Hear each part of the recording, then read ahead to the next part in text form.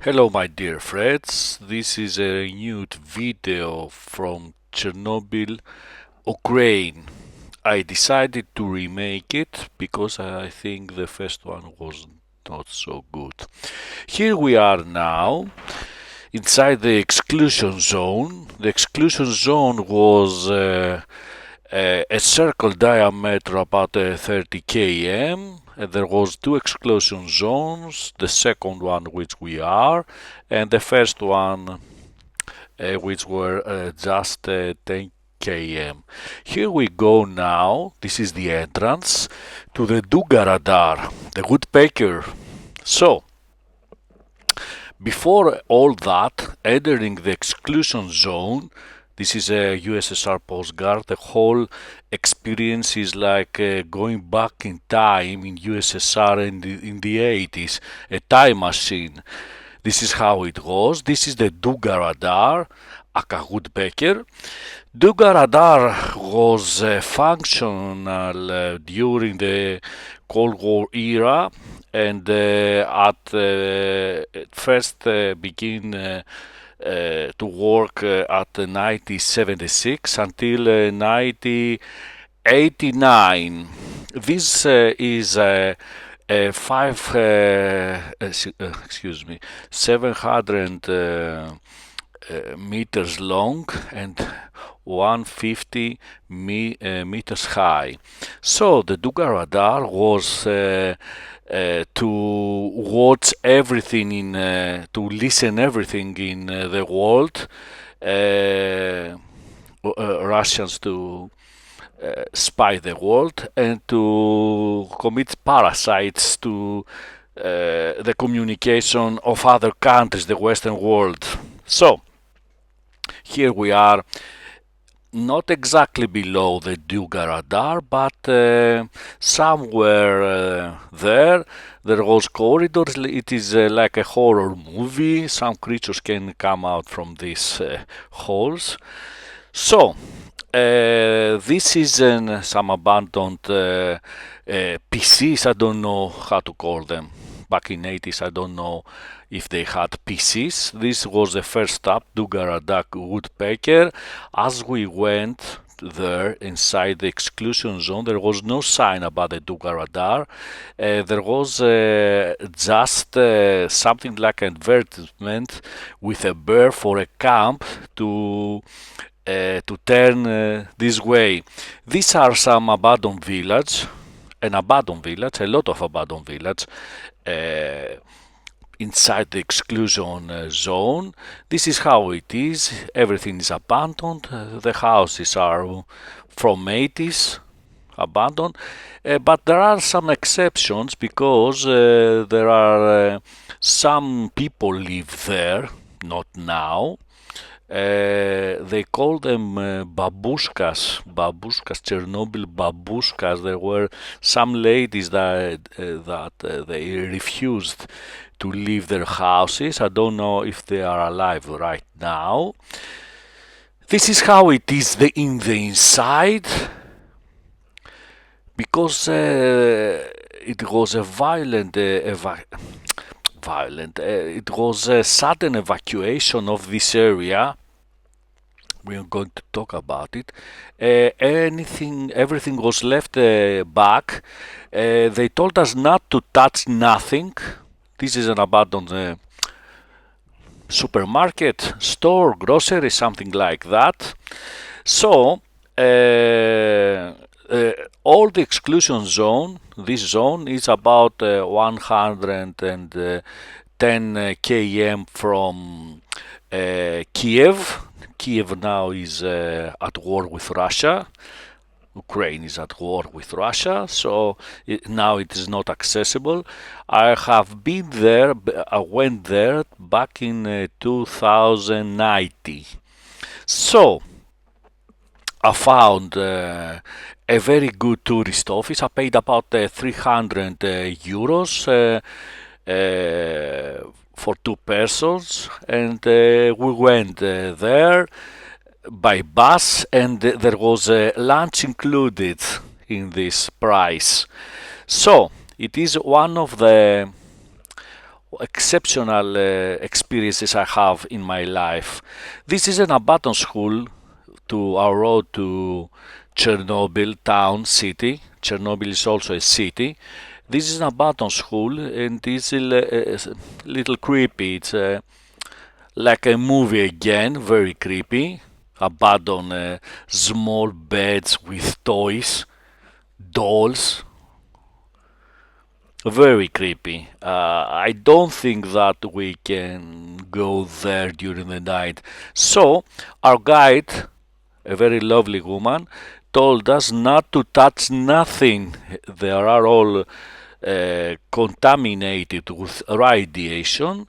We have some Geiger devices, and sometimes they went crazy shouting because there was radiation near there. There wasn't a lot of time before the exclusion zone was opened again to the people. There is right now we can see a doll, not the statue, this doll, and this was very contaminated. The Geiger device went crazy.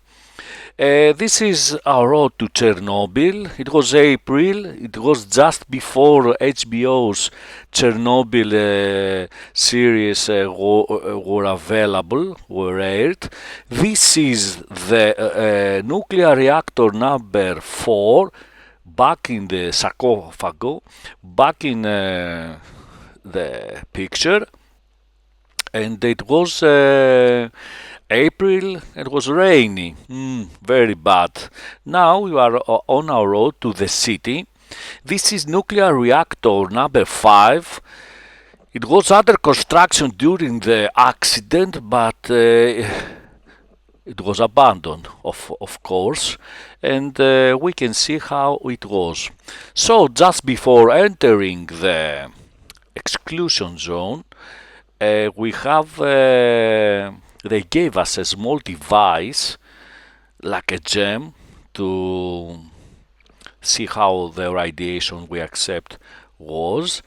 This is inside the reactor number 5.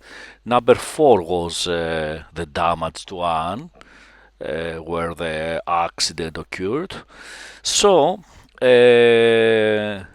and we passed from some devices, X-ray devices, to see how much is our radiation. We were checked every time. This was under construction, but never finished. So, after that visit, before we went to reactor number 4, near the reactor number 4, we have a lunch. This is the exploded one. This is how it is right now. It is full of cement, steel, and other things, not to the radiation to go out. So it is built right now like this, but it wasn't like this during the time where it was functional reactor, or it was or during the time of the accident. So 26 April of 1986, it was an accident. It was 1:23, the clock strikes 1:23, and this reactor were exploded. This is a memorial for the victims of this tragedy. These are the pictures and the names of the victims, no pictures, the names of the victims, and there are about 50. These are the victims died by radiation during the accident. So there was a test that have to make during that night. It was Friday to Sunday, to Saturday, and something went wrong because the hybrid system, the water system cooling the reactor went wrong and exploded.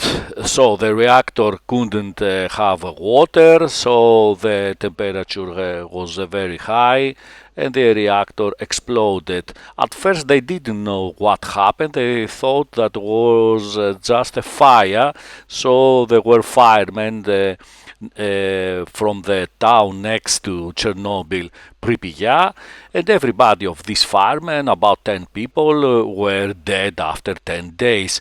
They were exposed to huge amount of radiation, contaminated, so after a while they were dead, about 10 or 50 days. This is the monument of the accident, nothing special. And now we are going to our way to Pripyat, the ghost town. This town, this is how it is right now. There was a boulevard here, Lenin Boulevard, but now it's like woods, only woods. So it's going back to the town, back in the USSR, because this was 20,000 people town. Now it's a ghost town, who were built for scientists and exceptional people from USSR. This is the main square, you can imagine. But our guide showed us a picture how it was and how it is right now, with all after the people abandoned this town. After 2 days, 1,000 entertainment by the river. This was a cafe shop, and the only coffee shop of the city. Everybody's coming here, drinking coffee, enjoy their lives next to the Pripyat River.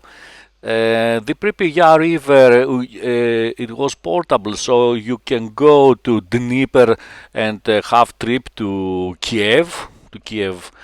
I don't know how many km was that. On the opposite bank of the river, we can see some hills. This is the hospital.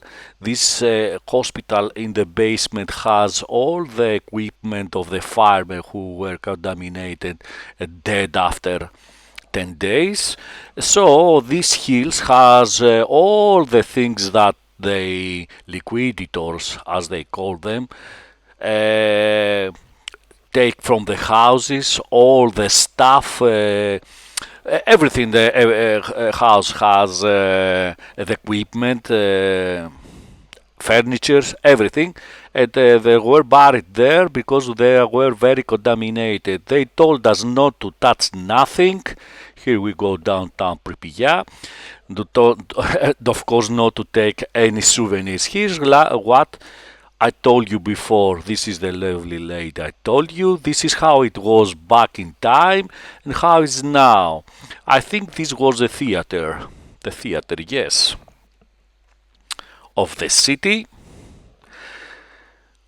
So, a routine test led to this disaster, nuclear accident. For 11 days were were a lot of radiation to the nature. This is a cinema, exceptional city. A lot of people found at first the first day of the accident, Saturday, they found this is the town hall. Back there is a hotel. So they found the spectacular it was after the radiation to the sky was a spectacular vision to see. So a lot of people went to a bridge and to see all this explosion and the aftermath of the explosion. This is the main square. It was full of people back in time. All of these people stayed watching from this bridge called the Bridge of Death. They were dead because of their exposure to the radiation. The radiation at first, they don't think that this was a nuclear accident, just a fire. They don't have devices to count the radiation, and the counters, the devices. This is the supermarket, an abandoned supermarket. How it was back in time. It stopped to 3.56 Röntgen. Röntgen was the how it was counted. The radiation today is severe, and severe today. European Union accept 20 mini severe MCV per year. Back in the time of the accident, it was over 2,000 MCV. So, for 11 days, this fire was. This is a Holden Park.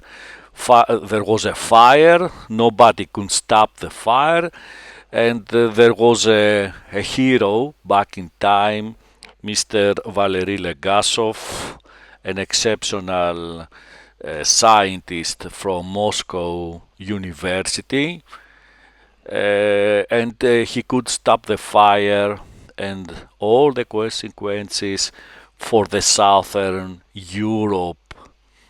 The radiation could